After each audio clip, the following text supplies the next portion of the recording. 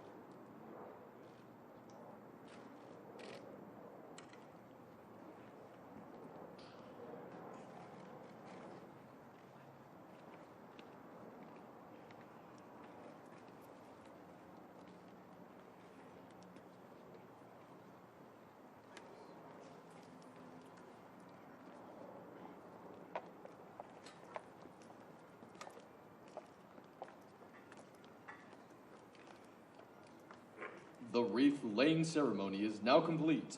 The Veterans Day program will begin momentarily. Please move to your seats.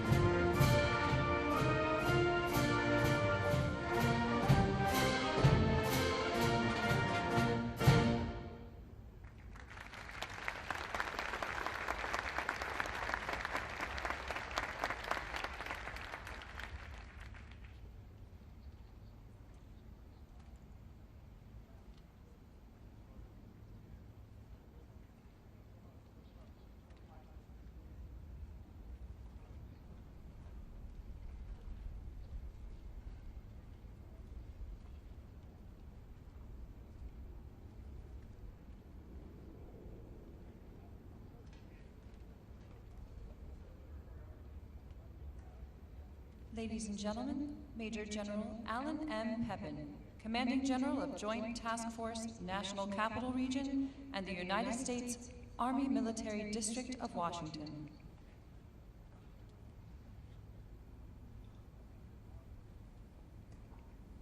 Ms. Karen Durham Aguilera, Executive Director, Office of Army Cemeteries and Army National Military Cemeteries.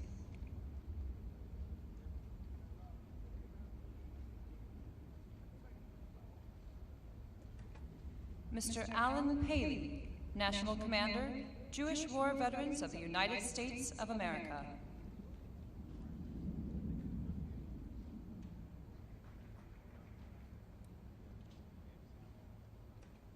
And the Honorable Dennis Mcdonough, Secretary of Veterans Affairs.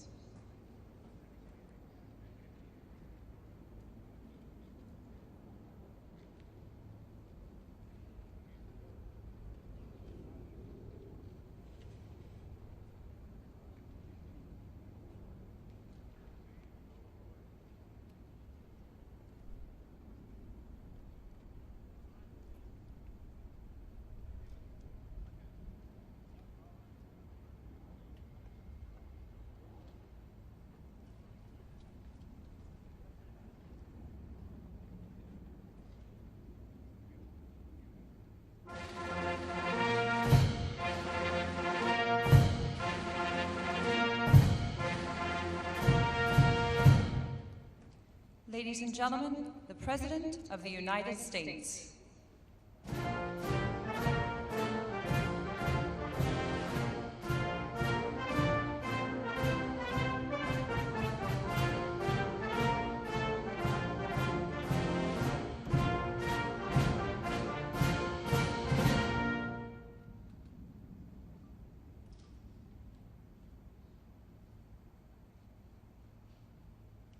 Ladies and gentlemen, please remain standing for the invocation given by Chaplain Juliana Lesher, National Director of Chaplain Service for the Department of Veterans Affairs.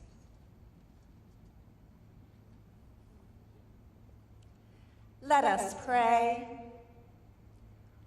Almighty and loving God, we come before you this day to honor our nation's veterans, those men and women who have bravely given of themselves on behalf of all of us as a nation.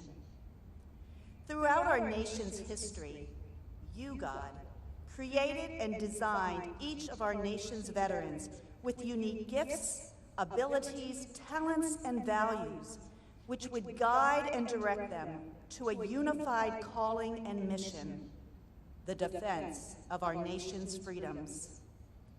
And we are ever so grateful for those men and women who sacrificially chose to leave the comforts of family, friends, home, and security to use their God-given gifts and abilities for the most noble mission of the preservation of our nation. Our nation's veterans have faced horrific challenges on land, sea, and air. And you, as our omnipresent and ever-abiding God, have strengthened and upheld our service members and veterans through their darkest hours. You are the God who sees and understands each of us. Though humanly we do not know the names and diverse characteristics of all who have served, you, God, know. As the inscription on the tomb of the unknown reminds us, here rests, in honored glory, an American soldier known but to God. Thank you for uniquely designing each of us, for knowing each of us, and for your everlasting care.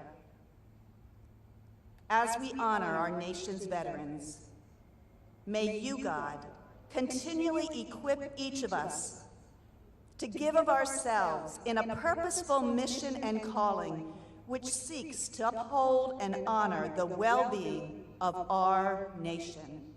In your holy name we pray. Amen.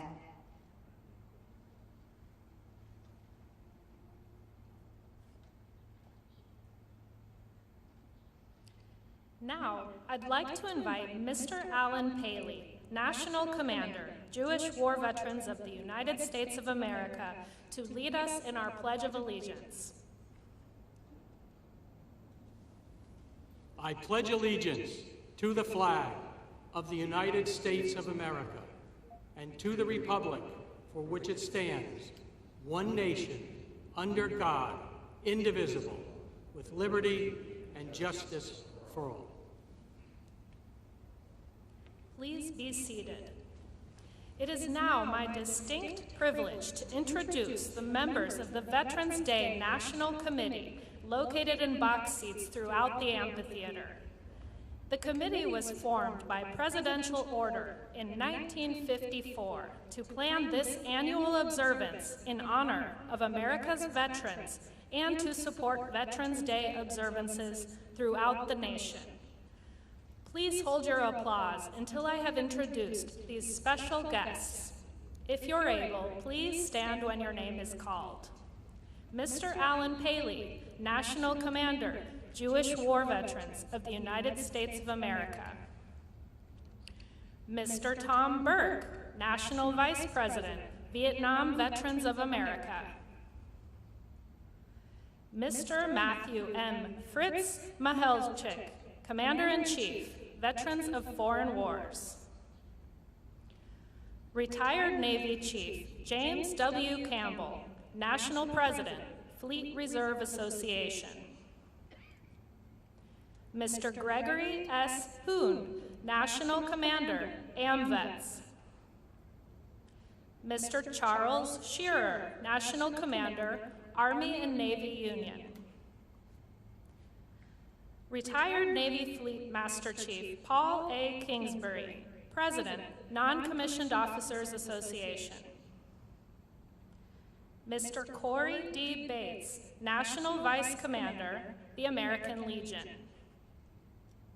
Mr. James McCormick, National Commander, Military Order of the Purple Heart. Retired Marine Corps Sergeant Major Johnny Baker, National Commandant, Marine Corps League. Retired Army Chaplain Brigadier General Robert Pliskowski, National President, Military Chaplains Association.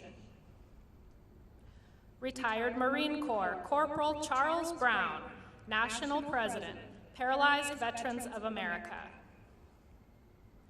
Retired Marine Corps Lieutenant Colonel Jack Murray, National Commander, Legion of Valor of the United States of America. Retired Army Lieutenant Colonel Michael A. Oken, MD, Commander-in-Chief, Military Order of the World Wars. Mr. Justin Jump, National President, the Retired Enlisted Association.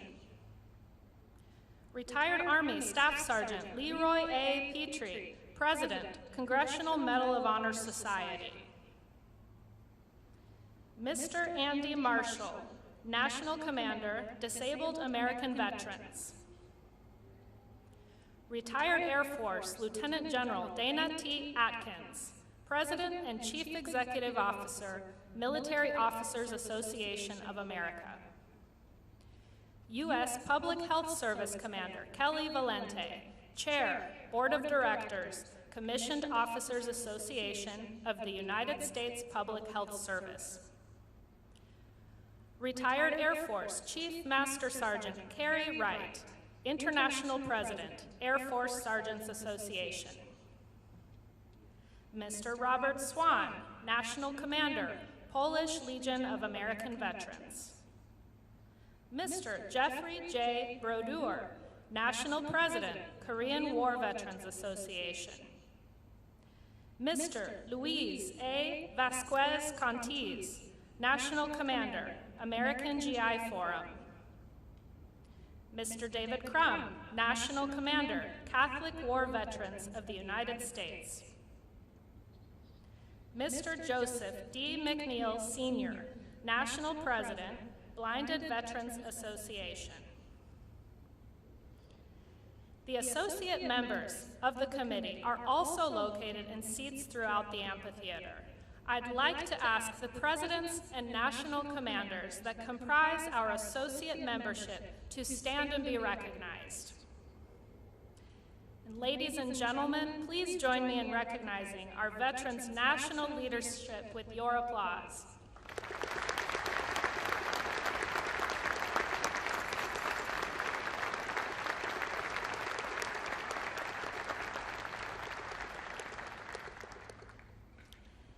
It is now my pleasure to introduce the Executive Director, Office of Army National Cemeteries and Army National Military Cemeteries, Ms. Karen Durham Aguilera.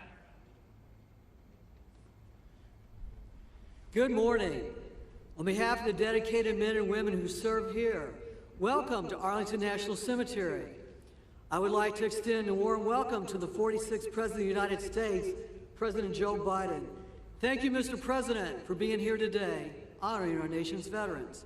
And our First Lady, Jill Biden, welcome. To Secretary of Defense, the Honorable Lloyd Austin. Secretary of Veteran Affairs, the Honorable Dennis Mcdonough and his wife, Kari. Secretary of the Army, the Honorable Christine Wormuth. Chief of Staff of the Army, General McConville and his wife, Maria, welcome. And Mr. Alan Paley, the National Commander of the Jewish War Veterans, thank you for being the Veteran Service Organization's host and for your participation in this important national observance. And to all dignitaries and families and everyone watching from across our great nation, thank you for being with us today. The cemetery is beautiful this time of year, and it is fitting that we once again recognize our veterans on these most hallowed grounds. Today is a celebration of honor, duty, and patriotism. Arlington National Cemetery is a solemn place surrounded by over 400,000 soldiers, sailors, Marines, airmen, and Coast Guard men, and their families who have proudly served our nation in peacetime and in war. While Memorial Day is dedicated to remembering those whom we have lost, today is a celebration of all of those who have worn the uniform, including and especially those who are still with us. I encourage each and every one of you to pause for a moment today and thank a veteran or military family member for their service and sacrifice. Today may be solemn, but it can also be joyous, as we remember loved ones, friends, comrades in arms who have served and may still be serving. I will also briefly talk about an historic event that concludes today with this observance. For the last year, we have held events to commemorate the centennial of the Tomb of the Unknown Soldier with the interment of the World War I unknown. 100 years ago today, that service member completed his final journey from France and was laid to rest here in the heart of Arlington National Cemetery to represent all service members who had lost their lives and their identities. We did so to provide comfort and closure to those family members who were never given the opportunity to lay to rest their child, husband, or father. More of the history of the Tomb of the Unknown Soldier can be found in our commemorative educational programs online. I encourage everyone to learn more about this iconic site. Stories of the service and sacrifice we celebrate today are etched in marble all around us, from the inscriptions on gravestones to the Tomb of the Unknown Soldier. Most important are the patriotism, valor, and fidelity etched in the hearts and souls of our service members, past, present, and future. They are the vanguard of our freedom and our liberty. Today, as for the past 157 years, Arlington National Cemetery is honored to serve our veterans and their families at our nation's most sacred shrine. No place at Arlington National Cemetery can be purchased. Each must be earned through honorable service. To everyone here today, I'm proud to say we are a great people, honoring service and sacrifice to a grateful nation. So thank you to all of our veterans and families, and once again, welcome to Arlington National Cemetery. I will be followed by the National Commander of the Jewish War Veterans, Mr. Alan Paley. Thank you.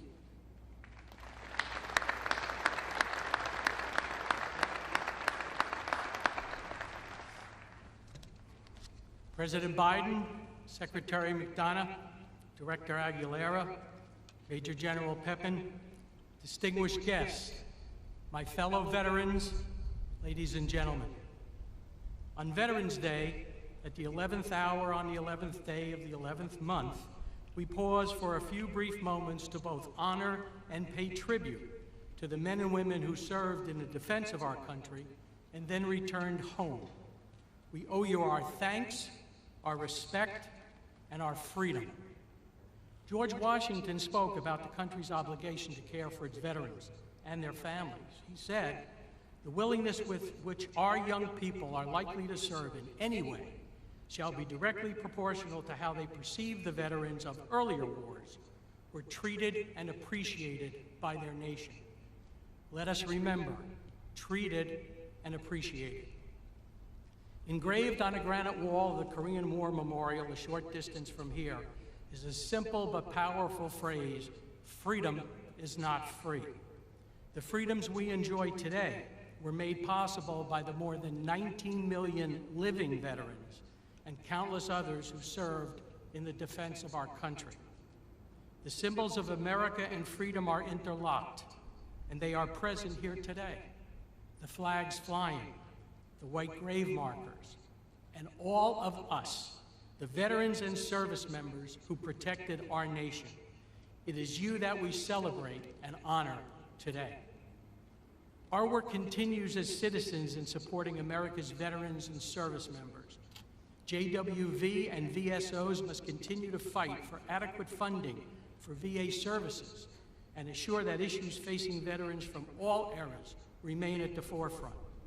I call on each of you to take action and make your voice heard on issues we continue to face, including ending homelessness, increasing access to health care, delivering mental health care, reducing claims processing times, deploying integrated electronic health records, and addressing toxic exposure concerns in a comprehensive way. Seated throughout the amphitheater this morning are the leaders of many veteran service organizations. Every VSO was created with the purpose to advocate for the unique needs of the veteran community. VSOs understand and work tirelessly to maintain and improve the benefits we earned. There is strength in numbers, and veterans must continue to be strong advocates and have our voices heard. When the Jewish War Veterans celebrated its 100th anniversary, our national commander, Robert Zweiman, also addressed this gathering. His closing remarks that day are just as powerful today as they were in 1996. He said, and I quote, "Never should our government presume that by setting aside but one day, they have met their obligation to the survivors of yesterday's wars and today's or tomorrow's conflicts. We welcome your thoughts that this is not merely a singular day of honor, but indeed a public recognition of obligation to service. And we welcome your concerns that such obligation must be answered with compassion and with resolve." End quote. I stand before you as a veteran myself. As we honor, celebrate, and share thanks, we must remain vigilant and continue to ensure that the freedoms, benefits, and services we enjoy today remain with us for centuries to come. May God bless those who have earned the title of veteran, and may God bless the United States of America. Thank you.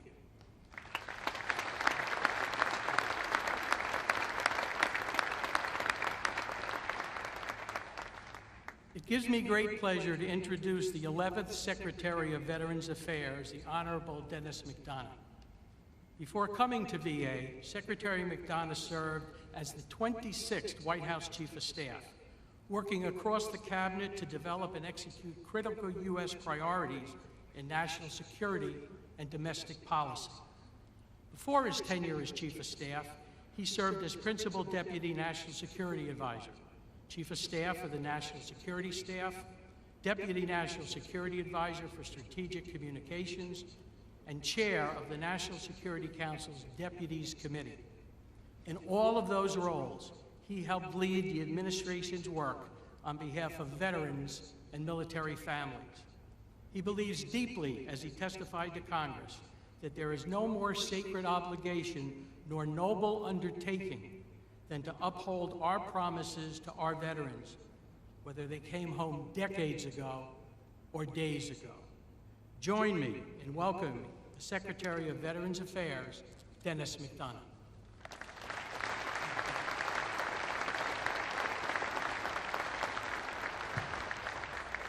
Thanks, Alan, for that very generous introduction, for your service to our country, and for leading today's fantastic host organization, Jewish War Veterans of the United States of America.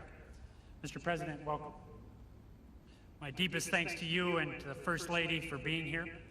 We are forever grateful for your leadership, for your unwavering support of our nation's veterans, their families, caregivers, and survivors. Let me also acknowledge the distinguished leaders from the Cabinet, Congress, VA, veteran service organizations, veteran family and caregiver advocacy organizations, and our Veterans Day National Committee. It's great to be here with you. Most of all, thanks to the veterans, their families, caregivers, and survivors with us this morning. This day is your day, and it's an honor to spend it with you. Each year, America pauses on November 11th to remember and recognize those men and women who fought our nation's wars and defended us during periods of restless peace.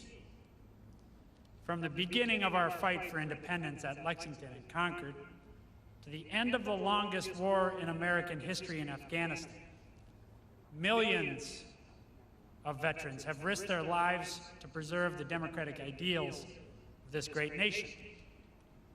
We live in peace and prosperity today because of them and because of you. On this day, we must not only appreciate those great blessings and the vets who delivered them, we must also remember the terrible cost at which they came. Veterans have told us of the costs of war throughout history. In letters home from World War II, Captain George Montgomery of the 82nd Airborne Division described his experience on D-Day, writing, "I never, in my wildest dreams, knew such terror could grip your very soul." Senator Max Cleland, an indefatigable patriot, hero of the war in Vietnam, and the father of the modern VA who passed away earlier this week, echoed that sentiment, writing, "War is as close to hell on earth as anything ever could be." Sentiments like these have been expressed by veterans of every conflict.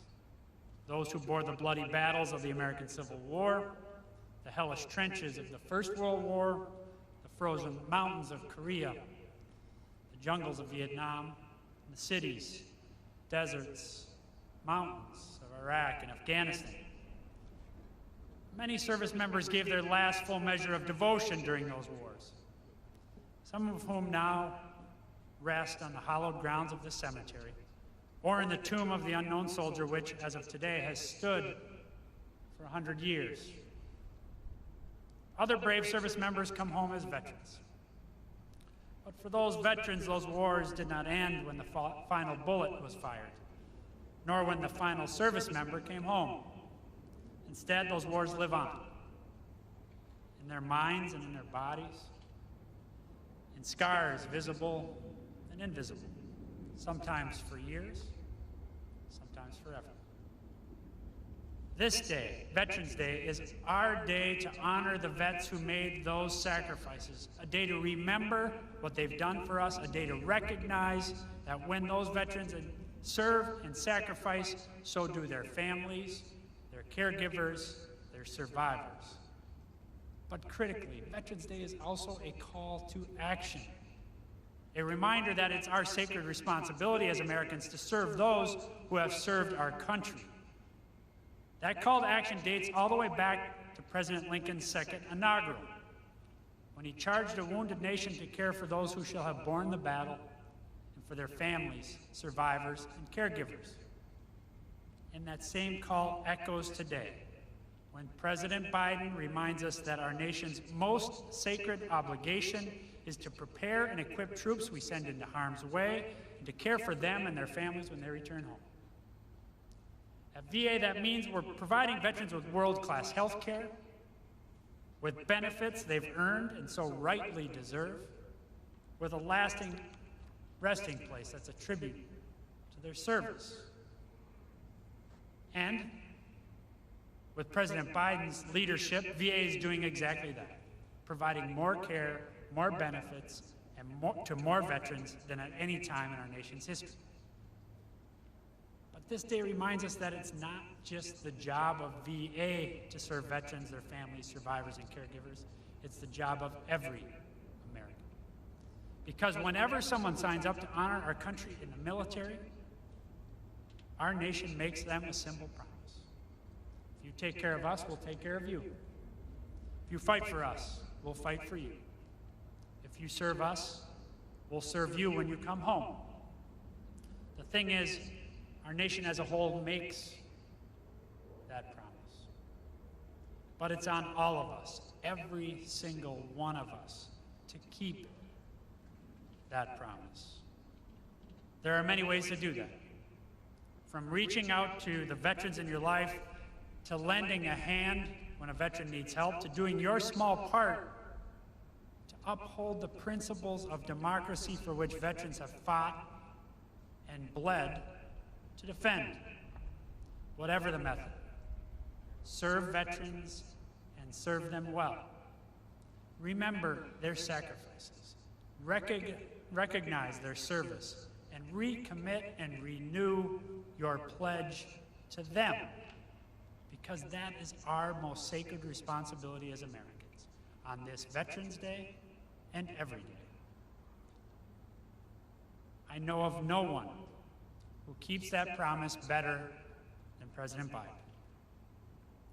As a senator, as vice president, and now as president, and as the surviving father of an Iraq war veteran, President Biden has dedicated so much of his life to serving those who have served us.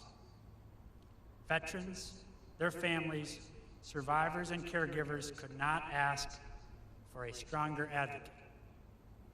And so, without further ado, it is my great personal and professional honor to present to you our Commander-in-Chief, the President of the United States of America, Joe Biden.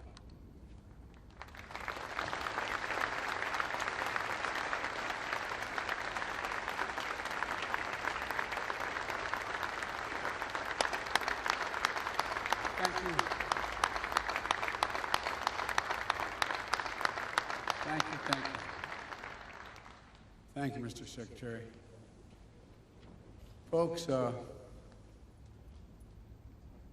being President of the United States, you are afforded many opportunities to try to express your love, commitment, and admiration for the American people.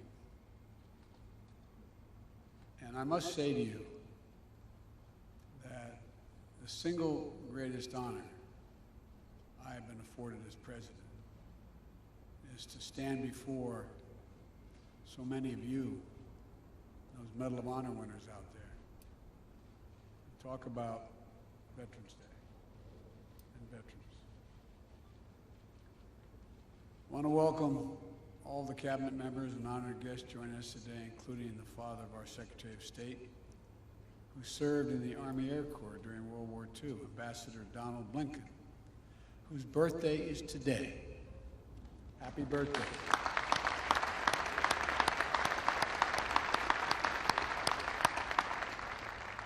Thank you for your service to our country.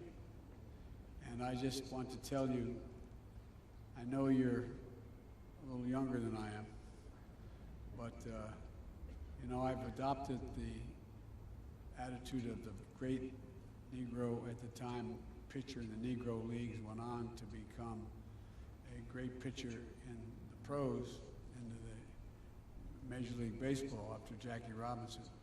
His name was Satchel Paige. And Satchel Paige, on his 47th birthday, pitched a win against Chicago. And all the press went in and said, "Satch, it's amazing. 47 years old, no one's ever pitched a win at age 47. How do you feel about being 47? He said, "Boys, that's not how I look at it." I said, "How do you look at it, Satch?" He said, "I look at it this way. How old would you be if you didn't know how old you were? I'm 50 years old, and the ambassador's 47. But all kidding aside, Mr. Ambassador, thank you for your service during World War II, as well as your service as an ambassador. And thank you for raising such a fine man, Tony Blinken, our Secretary of State.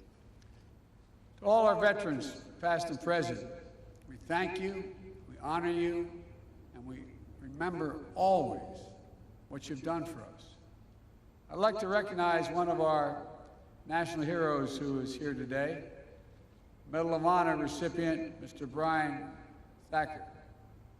During the Vietnam War, then First Lieutenant Thacker put the safety of his fellow troops above his own, providing cover fire against an attacking enemy, and even calling in artillery fire on his own position so our forces had a better chance to withdraw.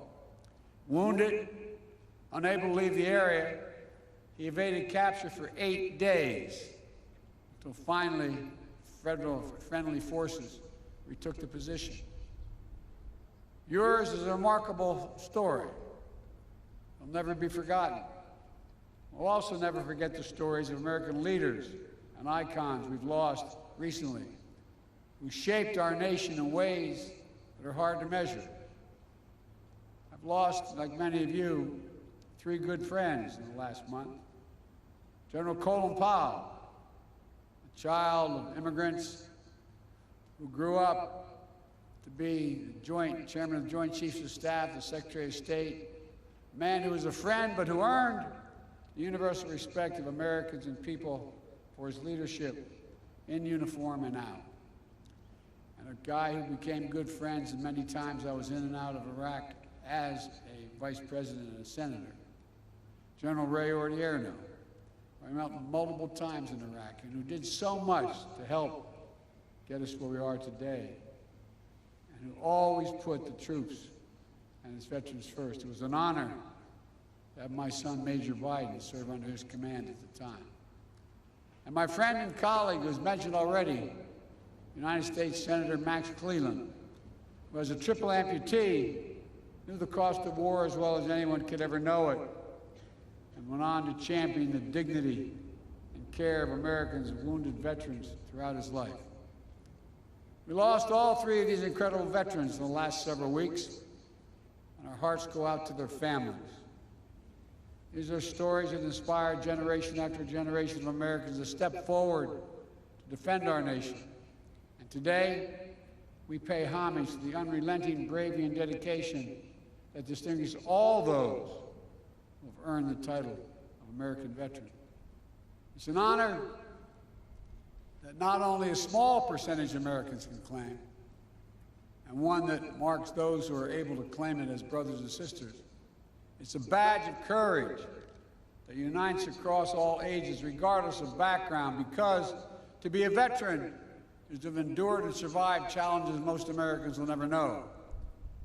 You've come through the trials and testing, brave dangers and deprivations, faced down tragic realities of war and death. You've done it for us. You've done it for America, to defend and serve American values, to protect our country and our Constitution against all enemies, and to lay a stronger, more secure foundation on which future generations can continue to build a more perfect union. Each of our veterans is a link in a proud chain of patriots that has stood in the defense of our country from Bunker Hill to Belleau Woods Gettysburg to Iwo Jima, Chosin Reservoir to Konar Valley. Each understood the price of freedom, and each shouldered that burden on our behalf. Our veterans represent the best of America. You are the very spine of America, not just the backbone, you're the spine of this country. And all of us owe you. And so on Veterans Day, and every day we honor that great debt and recommit ourselves to keeping our sacred obligation as a nation to honor what you've done. We have many obligations to our children, to our elderly, to those truly in need. But I've gotten in trouble way back when I was a young senator for saying we only have one truly sacred obligation. We have many obligations, but one truly sacred obligation: to properly prepare those and equip those who we send into harm's way, and care for them and their families while they're both deployed and when they return home. This is a lifetime sacred commitment. It never expires. And for me and for Jill and for the entire Biden family, it's personal. When Bo was deployed to Iraq, after spending 6 months in Kosovo as an assistant U.S. attorney trying to set up a criminal justice system, I got a call from him one day. He said, "Dad, what are you doing Friday?" And I said, "What do you need, hon?" What do you need? He said, "I'd like you to pin my bars on." I said, "What in the heck have you done?" He said, "Someone's got to finish these wars, Dad." True story. Jill and I learned what it meant to pray every day for the safe return of someone you love. So many of you have done that. Our grandkids learned what it meant to have their dad overseas in a war zone instead of back at home for a year, tucking them into bed and reading that story every night. Thousands of Americans, tens of thousands, have had that experience. As the English poet John Milton wrote, "They also serve who only stand and wait." All the mothers and fathers, sons and daughters, spouses, all those who stand alongside our veterans and their families, caregivers, survivors, you are the solid steel spine that bears up under every burden, the courageous heart that rises every challenge. We've asked so much of you for so long, and our nation is grateful. For 2 decades, the lives of our service members and their families and veterans have been shaped by the conflicts in Iraq and Afghanistan. Since 9/11, hundreds of thousands of Americans have served. So many are still serving today in harm's way, and we cannot forget them. The American people are forever grateful and in awe of what you've accomplished. But in fulfilling their mission, so many veterans and their families and caregivers have been through hell. Some facing deployments after deployment, spending months and years away from their families, missing birthdays, anniversaries, and collections. I remember one of the last times I flew into Iraq in the so-called Silver Bullet. I remember walking up to the cockpit, and the crew masters along with the pilots were up there, and I said, "How many of you, is this your first tour?" No one raised their hand. There were 5 people. Second tour, no one raised their hand. Third tour, 2 raised their hand. Fourth tour, 2 raised their hand. Fifth, 1 raised their hand. Folks, on Veterans Day, we have to always remember that there's nothing low risk or low cost about war for the women and men who fight it. I carry with me in my pocket every single day. I have my chaps check with the Defense Department. In the back of my schedule, I have U.S. daily troops in Afghanistan, killed and wounded. U.S. daily troops in Iraq, killed and wounded. 52,323, not roughly 53,000. Every one of these individuals as a family, as a unit at home. 53,323 American servicemen and women wounded in the conflicts of Iraq and Afghanistan. 7,074 gave their lives, the last full measure of devotion. Untold, thousands more return home, as our secretary can tell you, with unseen psychological wounds of war. The enduring grief borne by our Gold Star families. These are the cost of war that we'll carry as a nation for decades to come. And all veterans, service members, their families, caregivers, survivors, I want you to know that our administration is going to meet the sacred obligation that we owe you. We're going to work with Congress, Republicans and Democrats together to make sure our veterans receive the world-class benefits that they've earned and meet the specific care, specific needs that they each individually need. That means expanding presumptive conditions for toxic exposure, particulate matter, including Agent Orange and burn pits. We're going to keep pushing on this front to be more nimble and responsive, reviewing all the data and evidence to determine additional presumptive conditions that make sure our veterans don't have to wait to get the care they need. It also means prioritizing mental health care that's necessary to treat the invisible wounds that so many of our veterans carry, including pursuing our newly released comprehensive public health strategy to reduce military and veteran suicides. I want to say clearly to all our veterans, if you're struggling, you're so used to never asking for anything. If you're struggling, reach out. Call the Veterans Crisis Line. Having trouble thinking about things. It's no different than if you had a wound in your arm. It's also making sure that the growing population of women and LGBTQ+ veterans receive appropriate services and support. As we continue our efforts to defeat the pandemic and build back better, it means keeping the needs of veterans front and center.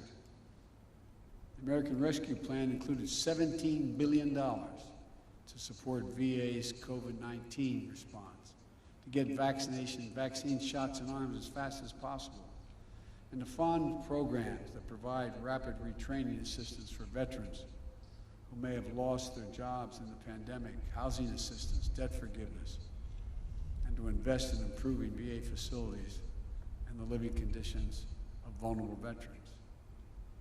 Through Jill's work of joining forces, we're also working to support our veterans and military families, survivors, and caregivers so they can have what they need to thrive. They deserve it. As Secretary Mcdonough noted, this Veterans Day also marks the centennial of one of the most hallowed American monuments, the Tomb of the Unknowns. 100 years ago today, an American soldier of the First World War, as the tomb says, known but to God, end of quote, completed the voyage from an unidentified battlefield in France over the rough Atlantic seas, here to Arlington National Cemetery. He lay and stayed under the Capitol Rotunda for 2 days on the same plinth that held the body of Lincoln, as 90,000 Americans came to pay respects. On the final leg of his journey, he was escorted from the Capitol by the President of the United States, the Chief Justice of the Supreme Court, members of Congress, General Pershing, and the Chiefs of Staff. Medal of Honor recipients, all walking, as the Washington Post said, processing without parallel, to give honor due to American servicemen. Not just the anonymous soul today entombed in gleaming marble, but the generations of Americans who dared all, risked all, gave all for the cause of freedom. To commemorate in the wounds of the member, in the words of a member of Congress who proposed the legislation creating the memorial, an American warrior, quote, this is the quote, who typifies the soul of America. You veterans of the soul of America, America's soul. That's why our veterans have always fought, always been willing to put themselves on the line. That the first unknown lies now with his brethren, unnamed warriors from later wars, fellow patriots who picked up the mantle of honor and made it their burden. Today, 100 years later, we keep a sacred watch over their graves. Generations of elite sentinels have taken the post, pledging their eternal vigilance. We lay wreaths, we renew our oaths, we stand in solemn awe of such fidelity. Because for us to keep faith with American veterans, we must never forget exactly what was given us, what each of them is willing to put on the line for us. We must never forget that it is the mighty arm of the American warrior, never bending, never breaking, never yielding, generation after generation, has secured for us the blessings of a nation that still stands today as a beacon of liberty, democracy, and justice around the world. God bless you all. God bless all American veterans and those who proudly earn that title. And may God protect our troops. Thank you.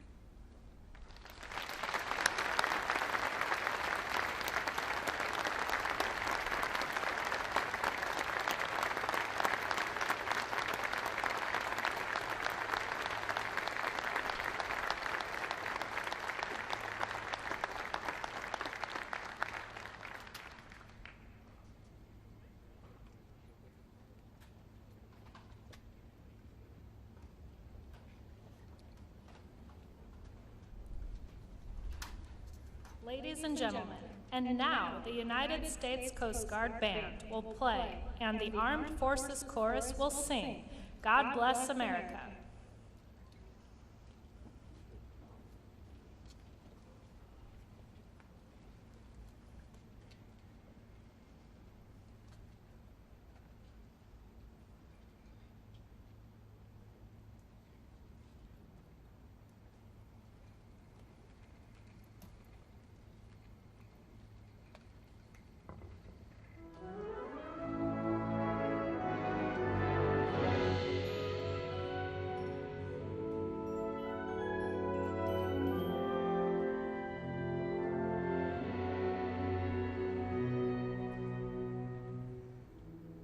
The storm clouds gather far across the sea. Let us swear allegiance to a land that's free.